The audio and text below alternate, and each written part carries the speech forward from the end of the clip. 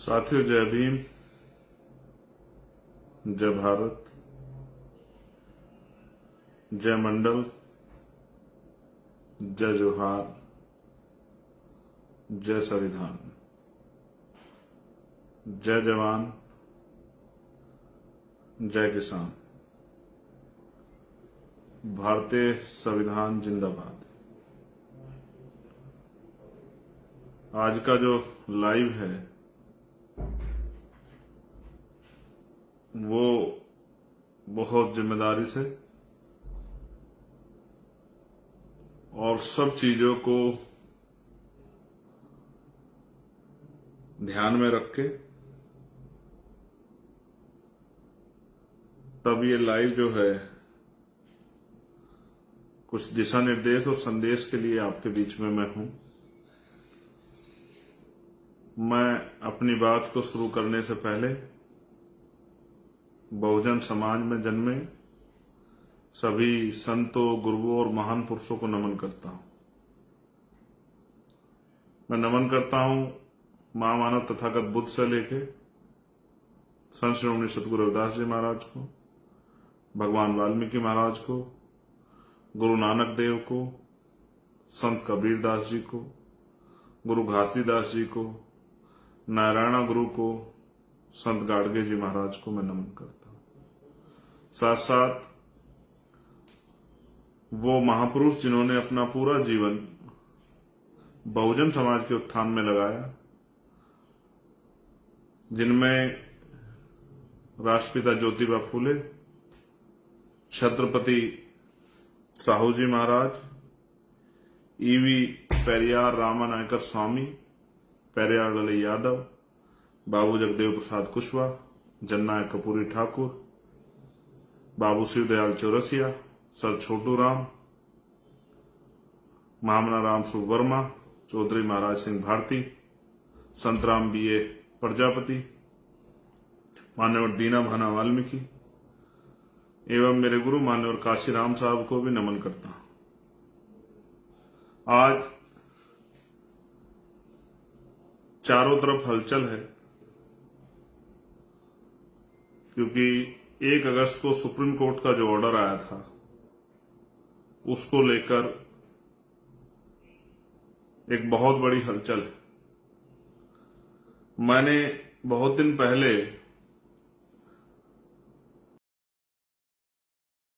जब मैं जेल में था तो मैंने ये एहसास किया मैं निर्दोष था, फिर भी मेरे खिलाफ बेल मिलने के बाद एनएसए की कार्रवाई की गई। उस एनएसए की कार्रवाई को रात को 2:30 बजे अंजाम दिया गया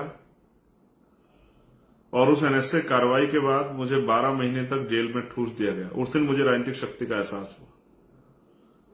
मैं ये समझता हूं कि भारत में राजनीतिक शक्ति वो शक्ति है जिसके आधार पर आप एक मरे हुए व्यक्ति को जिंदा नहीं कर सकते हैं, इसके अलावा सारे काम कर सकते हैं। आप योजना बना के अंतिम पायदान पर बैठे व्यक्ति को इज्जत की जिंदगी दे सकते हैं। आप तमाम तरह के भ्रष्टाचार को, तमाम तरह की गलत पॉलिसियों को, तमाम तरह के जुर्म जाति को रोक सकते हैं। फिर मैं राजनीतिक काम में ज्यादा लग गया। मुझे लगा कि राजनीतिक शक्ति बनाकर ही हम अपने वंचित समाज को उनकी इस दुर्दशा से, परेशानी की जिंदगी से बाहर निकाल सकते हैं। जब हम इस काम को कर रहे हैं तो जो हजारों साल से हमारे विरोधी रहे हैं वो लोग भी कुछ ना कुछ काम तो कर ही रहे होंगे। मैंने कई बार पहले भी अपनी बात में कहा कि नीयत का बहुत बड़ा खेल है। मैं आज ये भी स्वीकार करता हूं कि कुछ खामियां उन लोगों में रही हैं जो लोग अपने पैरों पर खड़े हो पाए आरक्षण की वजह से। मैं कतई भी ये नहीं कहूंगा कि किसी जाति में या किसी जाति पे टिप्पणी करके कि वो पढ़ते लिखते नहीं है या इस तरह की कोई बात करके मैं किसी को अपमानित करना चाहूं, ये बिल्कुल भी सत्य नहीं। जिस तरह की भाषा का प्रयोग मनुवादी लोग हमारे लिए आरक्षण पे करते थे, आज उसी तरह की भाषा का प्रयोग हम लोग करें तो ये सत्य नहीं। मेरा जमीर इस बात की गवाही मुझे नहीं देता। इस आंदोलन में ना मुझे ना मेरे किसी भी साथी को धक्का किसने नहीं दिया या जबरदस्ती हमें भेजा। हमने ये आंदोलन मन से स्वीकार किया है। हमारे लिए कोई रोजगार करने का या पेट भरने का या कोठी बंगले बनाने का आंदोलन नहीं है। हमारे लिए ये आंदोलन समाज को उसके पैरों पर खड़ा करने का है। हाँ, मैं मानता हूं शेड्यूल कास्ट के लोगों में अभी भाईचारा नहीं है, लेकिन इस भाईचारा को बनाने के लिए हमने तमाम तरह के प्रयास किए। हमने उस तरह की लीडरशिप अपने यहां डेवलप की है कि वंचित जातियों को नेतृत्व करने का मौका मिले। हमारे यहां वंचित वर्ग के लोग बड़े बड़े पदों पर हैं, लेकिन क्योंकि हमारी नई पार्टी है इसलिए आपको वो दिखाई नहीं देते, इसलिए आपको उनका कद नहीं दिखाई देता। लेकिन पार्टी में उनका कद है, संगठन में उनका कद है, ये सबको दिखाई देता है। उनकी बात का जो है उनकी वैल्यू भी है, उनका सम्मान भी है, ये भी सबके सामने।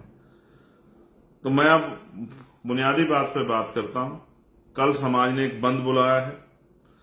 मैंने बीच में इस बात को स्पष्ट किया था कि बंद को, उसके पीछे के उद्देश्य को, हालातों को नजर रख के हम लोग फैसले लेंगे।